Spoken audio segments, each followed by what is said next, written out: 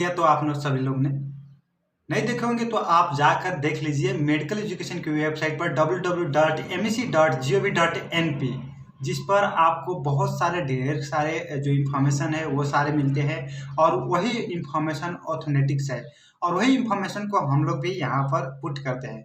तो ठीक है, देख लिए तो ठीक है, समझ भी लिए तो ठीक है, अगर नहीं समझे नहीं देखे तो चलिए मेरे तरफ से मेरे मार्फत से आप जानिए समझिए बुझिए। तो दोस्तों मैंने उसका जो जो भी नोटिस आया था उसको मैंने यहाँ पर फोटोकॉपी करा कर रख लिया है। तो वहाँ पर दो ठो है नोटिस। पहला कहने का मतलब कि इंग्लिश में है जो कि ताकि फॉरेन बच्चे उससे समझ पाए बुझ पाए, और एक है नेपाली में जो बच्चा अगर नेपाली की माध्यम से समझना बुझना चाह रहा है या जो पेरेंट्स या जो भी जो फील्ड में इस कंसर्न रखता है तो वो लोग अगर बुझना समझना चाह रहे हैं तो उन लोग के लिए नेपाली में है। तो मैं क्या कर रहा हूँ अभी, सबसे पहले मैं एक ये इंग्लिश वाला लेता हूँ क्योंकि इंग्लिश वाले में काफ़ी कम है और यहाँ से जो मेडिकल के स्टूडेंट होते हैं वो अक्सर नेपाली से ज़्यादा इंग्लिश में कंफर्टेबिलिटी दिखाते हैं और वो लोग कंफर्टेबल होते हैं। तो मैंने इंग्लिश से शुरू करता हूँ। तो आपको डेडलाइन जो था फॉर्म फिलअप का वो करने का मतलब कि जो फरवरी 18 था, तो अगर आप उसके अंदर में फॉर्म फिलअप किए हैं तो आपके लिए ये वीडियो हेल्पफुल होने वाला है। अगर उसके अंदर में फॉर्म ही फिलअप नहीं किए हैं या अभी तक फॉर्म नहीं फिलअप किए हैं तो आपके लिए ये वीडियो कोई काम का नहीं है, आप स्किप आउट कर सकते हैं। तो देखिए दोस्तों, यहाँ पर आप पढ़ेंगे तो जैसे नोटिस आया था फॉर्म का तो उसमें दिया गया था कि जो आप 3 कैटेगरी था उसमें फर्स्ट, और वहाँ पर लिखा था फर्स्ट जितना भी है उसमें MBBS BDS BSc LP और be professional technology BSc nursing जितना भी है 5 ठो है, उसमें पांचों का एग्जाम एक दिन होगा और उसके बाद सेकेंड में था, उसके बाद थर्ड में BPH आता था, BPH का एग्जाम 1 डे में होगा। तो उसी तरह के यहाँ पर दिया है। तो स्टार्टिंग जो है यहाँ पर आप देख सकते हैं MBBS BDS BSc nursing BSc LP be professional technology and है कहने मतलब कि टोटल 5। तो 5 में जैसे कि एक BSc MBBS BDS BSc nursing 3 हो गई, BSc LP 4 हो गई, बी प्रोफेशनल टेक्नोलॉजी 5 हो गई। तो अप्रैल अप्रैल इंग्लिश डेट बोल रहा हूँ, अप्रैल अप्रैल कितने हो रहे हैं, अप्रैल 1 को हो रहा है एग्जाम 2022 को। एग्जाम टाइम की बात किया जाए तो 11 बजे से स्टार्ट है और आपको 2 बजे तक मैक्सिमम टाइम मिलेगा, मीन्स 3 आवर एग्जाम ड्यूरेशन है।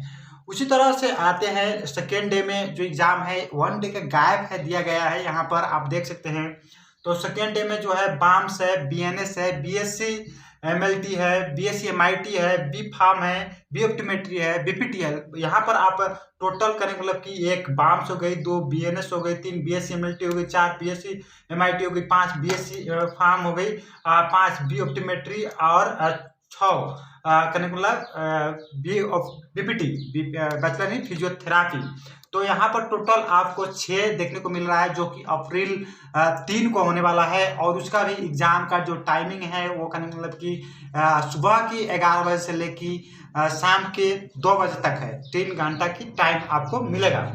उस तरह से BPH जो थर्ड डे में है, फिर 1 डे का गैप है यहाँ पर। BPH जो थर्ड डे में है वो उसका जो एग्जाम है अप्रैल 4 का है और यहाँ पर आप करने मतलब कीजिए 2022 से 11 बज के 4।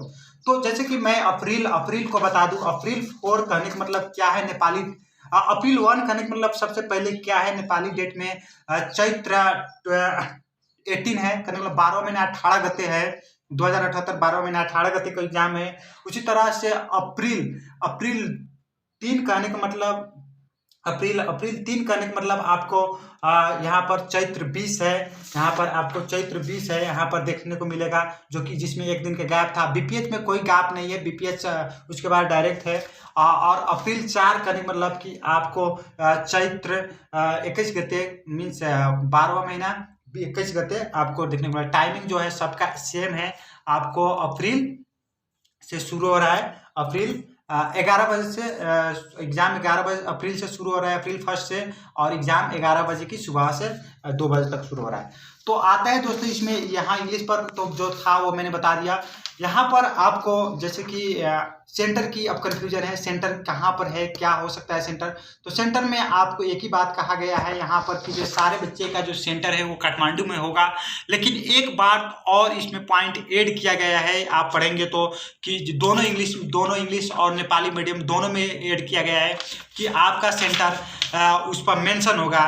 तो देखिए दोस्तों, जाहिर सी बात है कि आपका सेंटर यहाँ पर सारे बच्चे का सेंटर काठमांडू में है, तो ये बात फिक्स हो गई कि पहले जो आपको ऑप्शन मिला था चितवन, धरान, पोखरा, ये सारे अब खत्म हो गए। जो भी एग्जाम होगा वो सारे बच्चे आपको काठमांडू में आना पड़ेगा। लेकिन वहाँ पर क्यों वो सेकेंड लाइन मेंशन किया है कि आपकी एग्जामिनेशन सेंटर आपकी एडमिट कार्ड पर मेंशन होगा, इसलिए किया गया है कि आप ये फर्स्ट लाइन पढ़ोगे इंग्लिश वाले भी और नेपाली वाले भी, तो दोनों में आपको देखने को मिलेगा। इसलिए वो मेंशन किया गया है कि आपका सेंटर आपके एडमिट कार्ड पर मेंशन होगा, क्योंकि काठमांडू में बहुत सारा सेंटर होगा ना, within Kathmandu lots of centres are there's. करें मतलब कि कौन सा स्कूल में आपका पढ़ा है, कौन सा कॉलेज में पढ़ा है, किस प्लेस पर पढ़ा है, किसी टेश्वर में पढ़ सकता है, किसी के कलंकी में पढ़ सकता है, किसी का बानेश्वर, किसी का इसी तरह डिफरेंट प्लेस है, यहाँ पर डिफरेंट कॉलेजेस है, डिफरेंट स्कूल्स है, इसीलिए वो है। लेकिन ये बात तो तय हो गई है कि आपकी जो सेंटर है वो काठमांडू ही में रहेगा, ना कि नेपालगंज, ना कि धरान, ना कि चितवा, ना कि पोखरा। सिर्फ one and only one in Kathmandu, वो फॉरेन हो या नेपाली हो, ये बच्चे आप कंफर्म कीजिए। उसके बाद आते हैं कि जब परीक्षा में आपको क्या क्या चीज़ें लेकर जाना पड़ेगा। तो यहाँ पर मेडिकल एजुकेशन ने साफ साफ कही है दोनों नोटिस में, इंग्लिश वाले में और नेपाली वाले में, कि आपको एडमिट कार्ड अपना कंपल्सरी लेकर जाना है, और एक आप अपने साथ ओरिजिनल डॉक्यूमेंट लेकर जाना है जो आप अप्लाई किए हैं फॉर्म फिलअप करते वक्त। जो नेप्लीज बच्चे के एस्पेक्ट में लागू होता है उनका सिटीजनशिप, और जो फॉरेन बच्चे हैं उनके एस्पेक्ट्स में लागू होता है पासपोर्ट या आधार कार्ड। और नेप्लीज बच्चे भी अगर सिटीजनशिप के प्लेस पर पासपोर्ट से फिलअप किए तो पासपोर्ट लेकर जाए, वही डॉक्यूमेंट लेकर जाए ओरिजिनल वाले जो कि उन्होंने फॉर्म फिलअप करते वक्त तो वहाँ पर अपलोड किए हैं।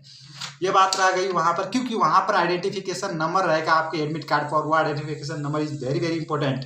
उसके बाद क्या क्या चीज़ें आपको यहाँ पर कंसीडर करना है, मीन्स उसे ज़्यादा प्रायोरिटी देना है। आपको कोशिश करना है कि एग्ज़ाम की सेंटर जो है उस वहाँ पर 2 घंटा पहले जाने के लिए, ताकि बहुत सारा जो चेकिंग वगैरह होता है वो सारे को आप टाइमली पास आउट कर सेंटर के अंदर एंट्री कर पाओ।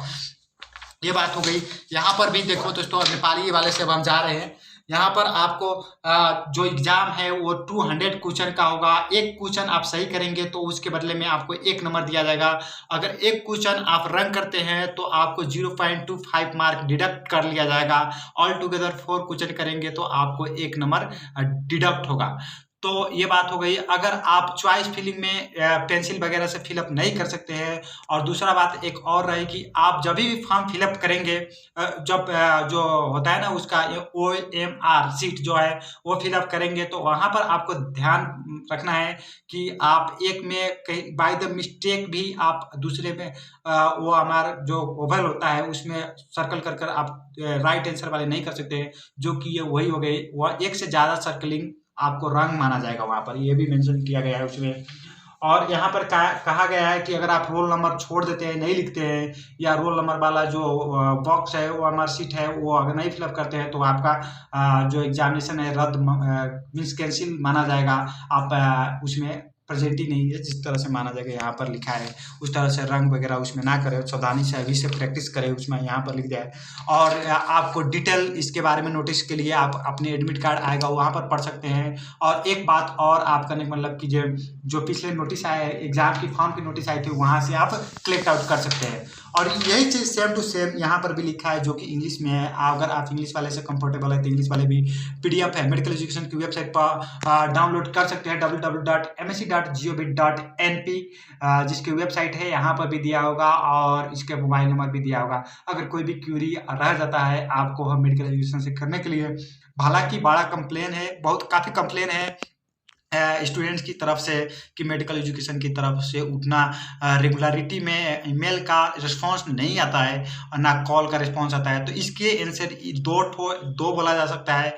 एक मेडिकल एजुकेशन की तरफ से लापरवाही बोला जा सकता है, और एक कहने का मतलब कि जो काफ़ी नंबर ऑफ स्टूडेंट्स है और उसमें बहुत सारा क्यूरिया होता है जो कि मेडिकल एजुकेशन ऑलरेडी पहले ही क्लियर कर चुके होते हैं, लेकिन वहाँ पर स्टूडेंट्स सबकी केयरलेसनेस और फुल अटेंशन ना होने की वजह से मेडिकल एजुकेशन को बार-बार एक क्वेरी के लिए करना और पर्सनली रिप्लाई करना काफ़ी कठिनाई हो सकता है due to large number of students appearing in the common medical entrance examinations. Okay guys, bye bye, take care, have a good day.